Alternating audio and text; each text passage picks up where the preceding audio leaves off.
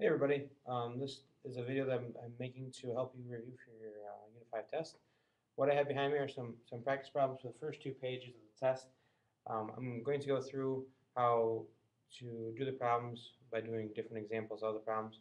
That way you can still use your review as a good practice for your exam, or not for your exam, for your test. So if you're watching this video in the hopes to get answers, then you're going to be sadly disappointed.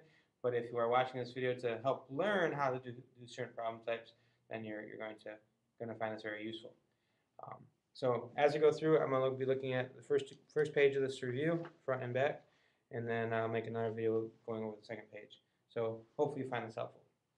Now, number one talks about Dave is on the high school diving team. One of his dives can be modeled using this equation: h of t equals negative 4.9 t squared minus 12t plus 2. Now, the first thing it says is complete the table. Here I have part of the table. The way you can complete this table, one is you can just plug in these t values. Plug in 0 for t and you'll get 2. Plug in 0.25 in for t and you'll get 4.6938. Plug 0.5 in for t into the equation, it gets 0.6 or 6.775 and so on. You could also plug this equation into your y equals page on your calculator. Then go to your table and set your table so that they change by 0.25 each time, and then you can fill in your table that way. But either way, you can figure it out. Now for part B on the review, they ask for the height at a specific time. H stands for height, T stands for time. So when they say h of 0.25, they're asking for the height at time 0.25. So to find that, one, we can plug into the equation and get negative 4.9 times 0.25 squared minus 12 times 0.25 plus 2. We could do that to find our answer. Or we could just look in our table and see that h of 0.25 is 4.6938. So the answer is 4.6938. Now what that means is at the time of 0.25 seconds, or 0.25 seconds after Dave dives, the height he's at is 4.6938. Part C says when h of t equals 9.1, they want you to find t in this case, because 9.1 is a height. The way we can do that is we can set 9.1 equal to this equation and solve. Now that's probably the more difficult way, because you'll have to use the quadratic formula or you'll have to factor. It's going to be kind of difficult. The other way is we can look at our table and hope that our h value is in our table. Now in this case, that h value is a part of our table. We find h of 9.1. We see that it occurs at a time of 1. So that means h of t is 9.1. This means that t equals 1. And what that means is at a time of 1 second, David's height is 9.1. Now, for part D, they said is height a function of time? Why or why not? Now, for a height to be a function of time, that means height is our input and time is our output. Okay. Now, if you look at the graph of this function, it looks like a parabola that goes like that. Okay. Height is my input, so height is on this axis. Time is my output, so time is on that axis. Okay, so hopefully you can see all that. Now, it's asking, is height a function of time? So if height's the input and time is the output, is it still a function? Well, this is a function if each x has only one y, or each h has only one t. Now, if we look, does each h, and oh, I wrote this backwards. The way it's set up is time is our independent, height is our dependent. Sorry. So they're asking, does each h have only one t? Now, if I look at my graph, does each h have only one t? Well, this h right here, we can see it hits it twice, right? So that h would have two t's, meaning that height is not a function of time. So for D, the answer would be no. Now for E, they're asking, is time a function of height? So they're saying, if time is the input, is this a function? Well, this is where the vertical line test comes into play, because time is our x-axis and h is our y-axis. So if a vertical line only intersects this graph once, then yes, time is a function of height, and that is the case. Time is a function of height.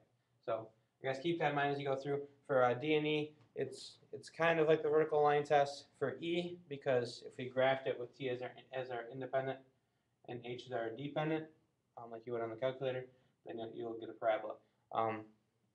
So time is a function of height, but height is not a function of time.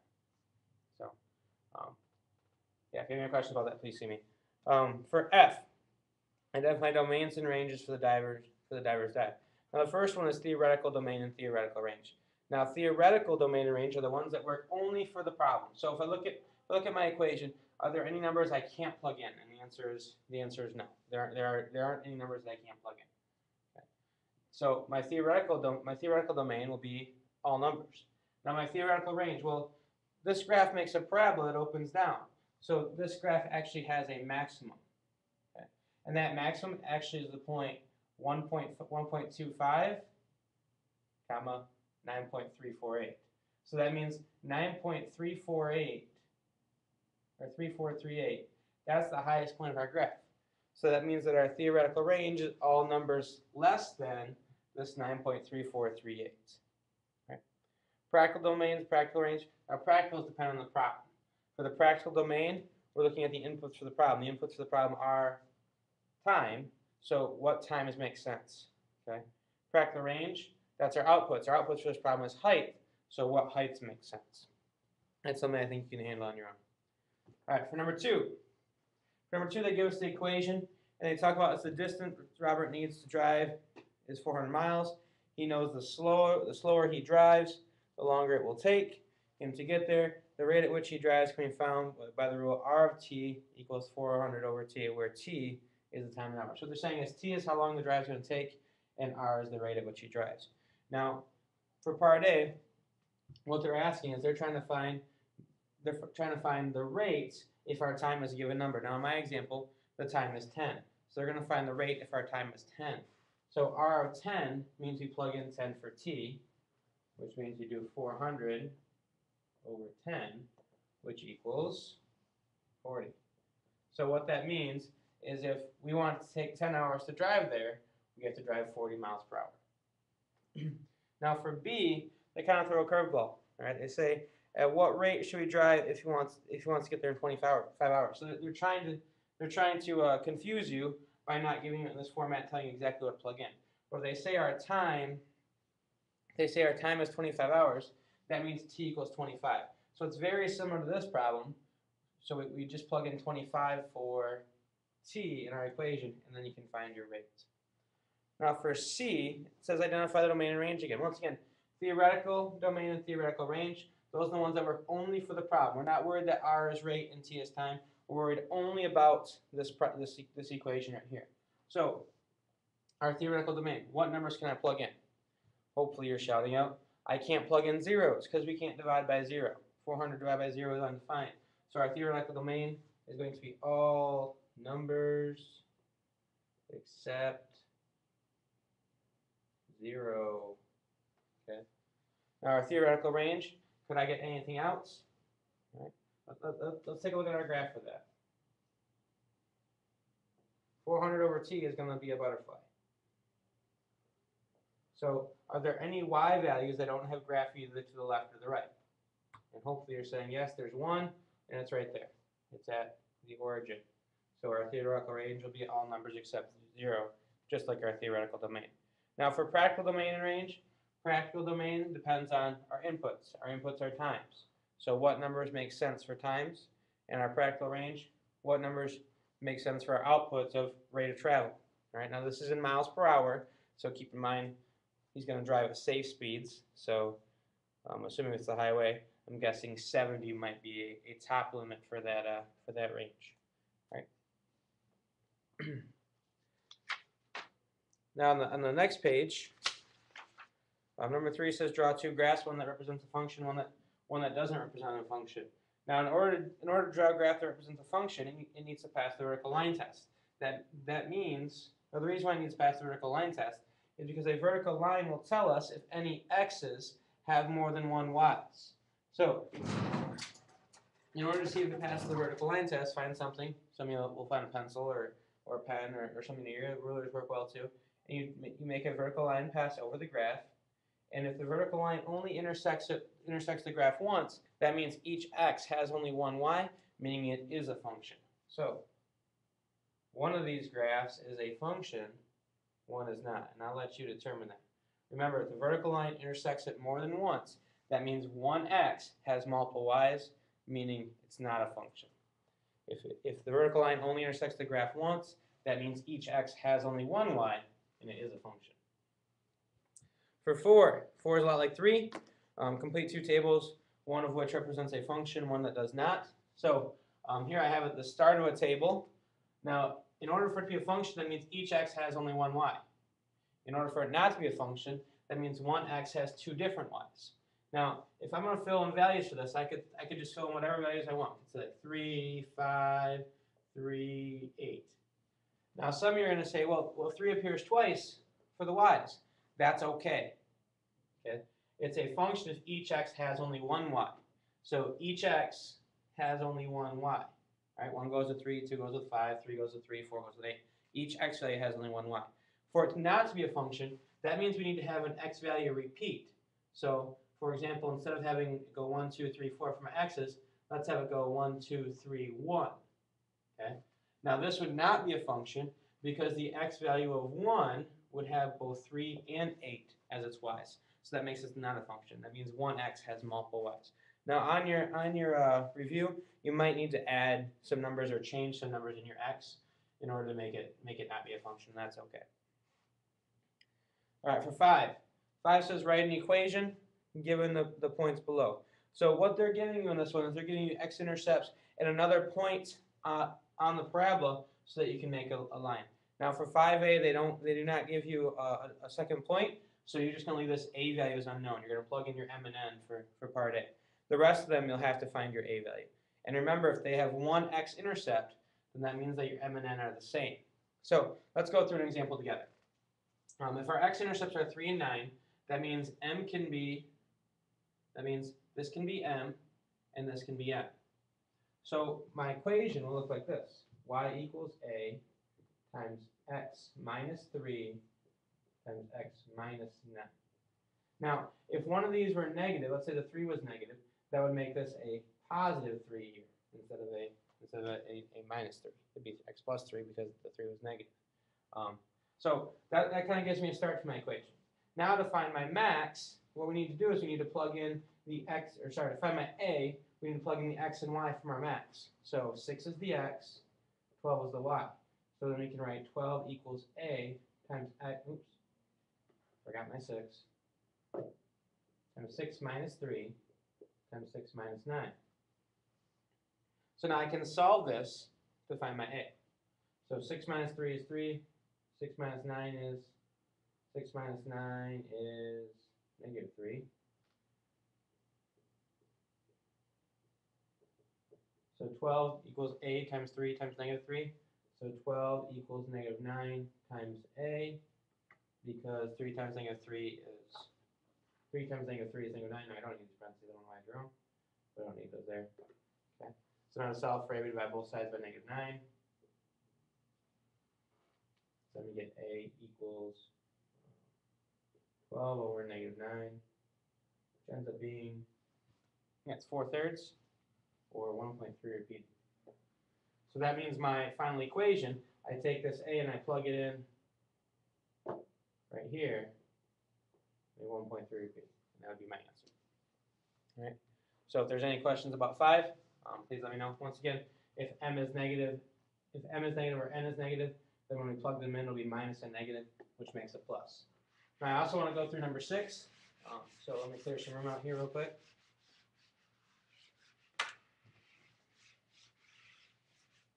All right, for number 6 is like number 5, except instead of starting with the information about the graph and finding the equation, they give us the equation and want us to find some information.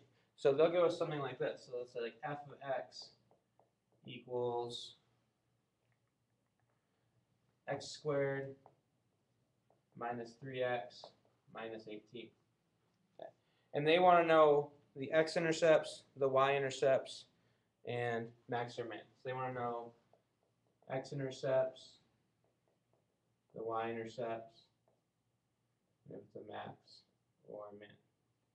Now right now, if I look at my graph, I can see that my a value is positive, which means I'm going to be finding a minimum. Because a value being positive means this graph opens up. Okay. So I'm looking for a minimum. Now I don't know if the minimum is going to be below the x-axis, but that's what I'm looking for as a minimum. So to go about finding our x-intercepts, y-intercepts, and our max and mins, we have a certain process we can use. X-intercepts means y equals 0. So to find my x-intercepts, we plug in 0 for y. Now if you remember, f of x, that's like our y. So 0 equals x squared minus 3x minus 18. Now hopefully you're familiar with solving problems of this form. One way you can solve it is using the quadratic formula. Another way we can solve it is factoring. I think this one can be factored, so let's factor it. So the factors of x squared are x and x. The factors of negative 18 are negative 1 and 18, negative 18 and 1, negative 2 and 9, negative 9 and 2, negative 6 and 3, negative 3 and 6. I've done this problem before, so I know that negative 6 and negative 3 are my solution, because if I do negative 6 times x plus 3 times x, that equals negative 3. So those are my solutions. Now you might have to work through trial and error to find those, but those are the factors that work. Now if you remember, we drop down our x's, right, and cross over our other terms. So we have x minus 6 and x plus 3. So here's my factors, and those still equal to 0. Now to find what the x's actually equal, we need to set each factor equal to 0.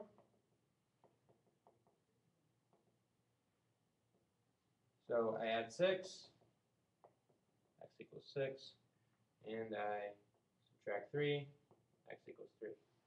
Now remember, those x-intercepts occur when y equals 0. So that means my x-intercepts are 6, 0, and 3, 0. All right. We can also think back to, well, I have this equation, and if we look over here, we have the x minus m, x minus n. Sorry here, x minus m, x minus n. 6 could be my m, and since it's a minus m, that means 6 is positive. And 3 could be my n, and since it's a plus 3, that means that the 3 is negative.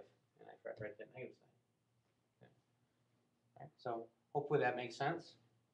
Now to find our y-intercepts, that means that x is 0. Okay. So instead of plugging in 0 for y, we need to plug 0 in for x. Meaning we do f of 0 equals 0 squared minus 3 times 0 minus 18. 0 squared is 0, 3 times 0 is 0, 18, or negative 8, all we have left is minus 18. So that means our y-intercept occurs when x is 0 and y is negative 18. So that means on my graph, this point right here is 0, negative 18, right? And actually these points right here, this one is going to be negative 3, and this one's going to be 6. So negative 3, 0, and 6, 0. Maybe I did draw the correct parabola after all. Last thing, find our max or min. Now if you remember to find our max or min, the x-coordinate occurs when we do m plus n over 2. Okay? So the x-coordinate of the max or min occurs when we do m plus n over 2. So in this case, my m is 6, my n is negative 3. So to find the x-coordinate of my max or min, we do 6 plus negative 3 over 2, which ends up being 3 over 2, which is 1.5. So the x-coordinate of my min is 1.5. Now this will work for maxes or mins. You can use it in either case.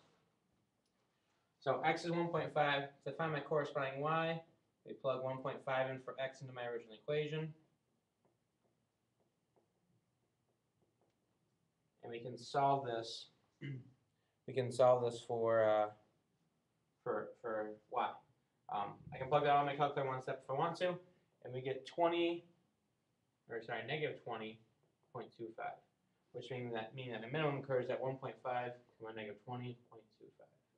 Now, hopefully these practice problems help out. Like I said earlier, none of the problems I worked on are actually part of your review. They're all examples of problems on your review. So hopefully this helps, and as always, if you have questions, please come see me.